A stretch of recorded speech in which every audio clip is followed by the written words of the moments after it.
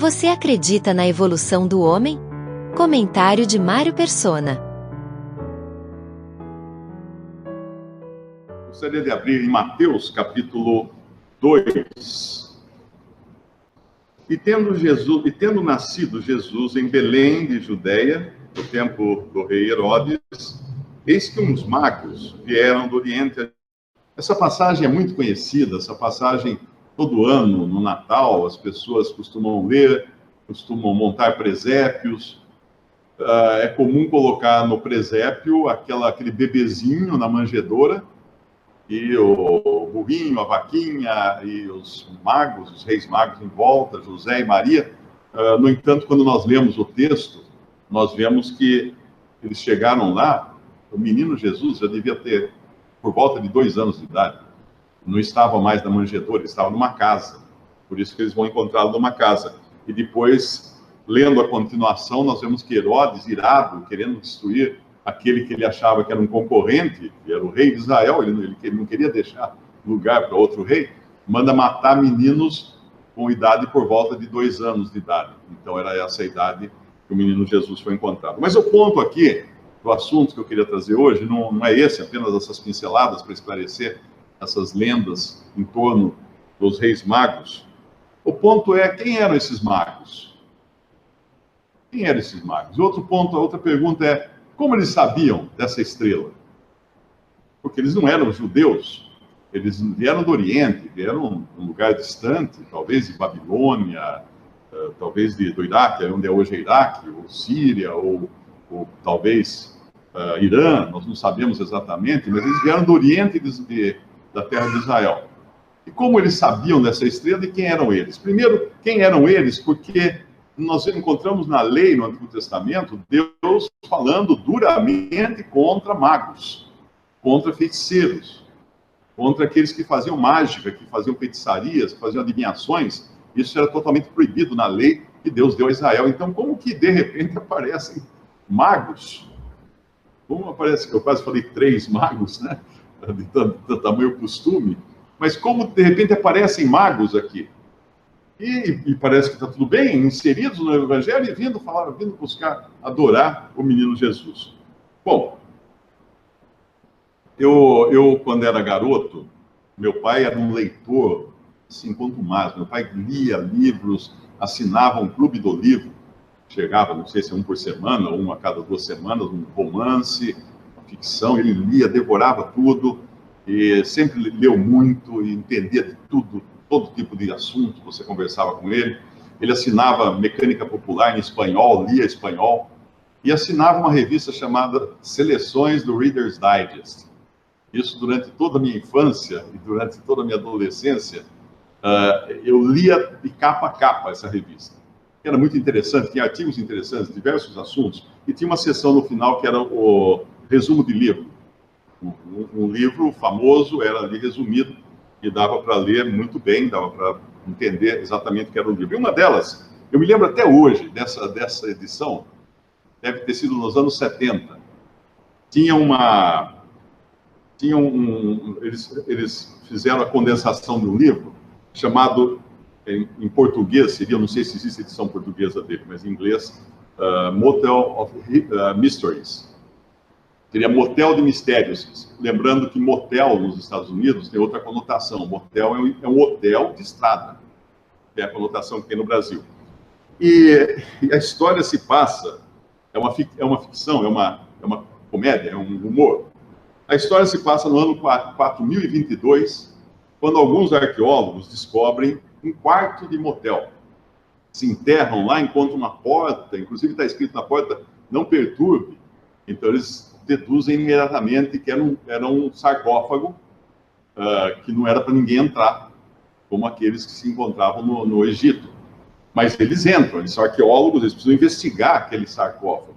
Eles entram naquele quarto, eles encontram aquela cama, um esqueleto deitado na cama, sentado assim, encostado, e aquele motel deve ter sido destruído por algum tipo de guerra ou qualquer coisa. Então, ele foi enterrado com tudo que estava dentro. Tem um esqueleto sentado na cama, olhando para uma TV. E no banheiro tem outro esqueleto deitado dentro da banheira. E aí os arqueólogos publicam as suas conclusões desse sarcófago que eles encontraram. Então eles dizem que aquela era uma cama sacrificial, onde eram feitos os sacrifícios. Em frente ficava o altar, eles ficavam olhando para o altar, adorando o Deus deles, nesse altar. Na outra câmara desse sarcófago havia um sarcófago, né? Tipo uma tumba de cerâmica, de metal revestido com cerâmica branca, e dentro outro esqueleto foi sepultado ali. E eles, examinando dentro daquele sarcófago, descobriram que havia um objeto que eles logo perceberam que era para a pessoa colocar no pescoço enquanto fazia as suas orações e os seus sacrifícios, que era o assento da privada. E um outro objeto que tinha uma correntinha que era para pendurar no pescoço, que era a tampinha da pia. E aí eles vão descrevendo todos os objetos do banheiro dentro de uma conotação de um sarcófago de um povo antigo, pagão, ignorante, primitivo. Inclusive, a privada, aquele buraco, era para eles falarem com os mortos. Então, a pessoa baixava lá e clamava, fazia orações, invocações de mortos lá para debaixo da terra, através daquele orifício. O que eles fizeram, na realidade, foi mostrar, eu nunca esqueci essa história, foi mostrar o seguinte: a interpretação é muito condicionada aos nossos preconceitos, às nossas ideias, porque eles não faziam ideia que aquele povo não era quem construiu aquela câmara. Eles não eram um povo atrasado, primitivo, um povo ignorante. Eram pessoas modernas. Quando que nós olhamos, às vezes, das civilizações antigas, nós pensamos que eram atrasados, eram pessoas totalmente brutas, que não entendiam nada. Mas quando você vai buscar, investigar sobre isso, você encontra coisas incríveis. Por exemplo, a Arca de Noé. A Arca de Noé teve uma organização nos Estados Unidos que construiu uma Arca de Noé em tamanho normal. Quem quiser, faz uma busca Arca de Noé em inglês no YouTube. Tem lá vídeos, documentários, mostrando os aposentos da Arca, o tamanho da Arca, tudo. É incrível, é simplesmente... A minha filha levou os filhos dela para visitar, porque é um negócio do tamanho de um Titanic, todo d'água. Tá? É um parque, fizeram todo um parque, e está lá essa arca no meio do parque. O tamanho das coisas, os animais, Noé e seus filhos. Então, como é que alguém construía um navio daquele? Tão no passado, tinha muita tecnologia. Hoje já se sabe, por exemplo, povos que nós não temos muita informação, canal de Colombo, né? Vai atravessar naquela casquinha de nós. No entanto, naquele mesmo ano, 1492, havia navio na China que era do tamanho de um transatlântico moderno, que era todinho feito de madeira. Então a tecnologia já existe há muito tempo. Os homens já eram inteligentes há muito tempo. Tanto é que a teoria da evolução, ela empaca a evolução das línguas. Porque as línguas não evoluem. As línguas vão cada vez regredindo mais, se tornando piores do que eram no passado. Você pega o grego, por exemplo, era muito mais sofisticada a língua. O hebraico, o aramaico, o sânscrito, eram línguas sofisticadíssimas.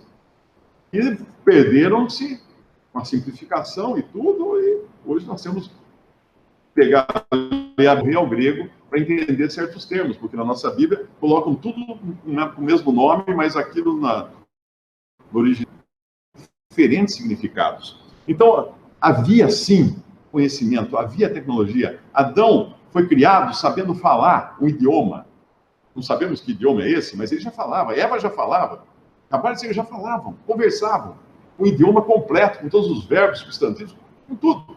Toda uma estrutura lá na cabeça de Adão, quando ele foi criado. Deus depois iria confundir as línguas, criando novas línguas para os homens, para eles poderem ser. Foi a ordem inicial de Deus, quando ele falou para Adão, para crescer e multiplicar e e enchei a terra. E quando Noé saiu da arca, enchei a terra. Os homens não quiseram encher a terra, se concentraram no lugar, construíram uma torre, espalhar, conforme Deus havia pedido no começo. Mas, quando nós, voltando agora ao assunto dos magos, quem eram esses magos, né? Eram homens sábios. A tradução mago atrapalha um pouco, porque, na verdade, a tradução correta seriam sábios. Sábios do Oriente. Sábios do Oriente. Porque naquela época, você tinha, por exemplo, astrologia e por horóscopo. Você tinha astronomia. Um astrólogo, ele era um astrônomo. Porque Deus, no princípio, quando colocou os astros no céu, ele colocou como sinais para os homens, para dar direção aos homens. E durante toda a história da humanidade, os homens se guiaram pelas estrelas. E hoje, até hoje, um satélite, quando é mandado para o espaço, ele se localiza pelas estrelas. A gente pode usar o GPS e falar assim, isso aqui é um aparelho que nos dá a nossa localização graças a um satélite que está lá em cima no espaço. Ele também tem todo um sistema de cálculo, de medição pelas estrelas. Você tem, por exemplo, a tecnologia óptica. Muitos museus têm centenas de esferas feitas de cristal polido, que eles não expõem, porque eles não sabem para que servem. Muitas delas foram tiradas de óleos antigas, pegava aquela bolinha de cristal que serve isso, e guardavam como aqueles que descobriram o quarto do motel. Eles acham que aquelas bolinhas eram algum objeto para fazer sacrifícios, fazer adoração a deuses pagãos e coisas assim. E, na verdade, eram instrumentos ópticos. Hoje já se sabe que os antigos tinham lentes, faziam lentes polidas de cristal, poliam o cristal até transformar em lentes, porque eles tinham capacidade de observar os céus. Eles descobriram, eles tinham também equipamentos para poder... Toda a localização, toda a plotagem das pirâmides é feita com base em cálculos estelares. E só pessoas com capacidade muito grande intelectual e também com equipamentos equivalentes até a equipamentos modernos de medição de distâncias e tudo mais, poderia ter feito. Então eles tinham uma tecnologia fantástica. Eu até li um artigo que os babilônicos já sabiam que Saturno tinha anéis. Mas ninguém consegue, a pessoa talvez consiga descobrir que uma determinada estrelinha lá é Saturno. Mas com o olho nu não dá para ver anéis. Você teria que ter um telescópio. Teria que ter um telescópio. Existem equipamentos em museus, existe uma bateria de 2.000 anos. Uma bateria com pilha de 2.000 anos. Ninguém sabe para que servia isso. Para que servia 2.000 anos? Ninguém tinha radinho, ninguém tinha nada, rádio a pilha. Mas tinha lá uma bateria que funcionava. Se eles colocassem suco de limão dentro, e com os terminais que eram os metais corretos para criar uma bateria com suco de limão, que a gente fazia na escola, ela funcionava, podia até acender fogo, criar faísca para acender fogo. Então, entender que no passado havia muita inteligência, muita tecnologia, muita sabedoria. Então, esses magos eram os cientistas da época. Eram os sábios da época. Só que, na época, um mago, um cientista, ele tinha um cabedal enorme de conhecimento, não apenas de astronomia, mas de medicina, de remédios, de química, de botânica. Um dos livros que tinha em casa era uma coleção de Tesouro da Juventude.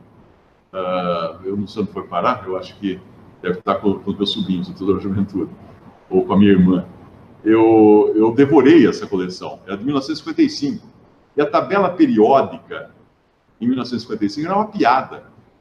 A tabela periódica dos elementos químicos era uma piada perto do que hoje é a tabela periódica.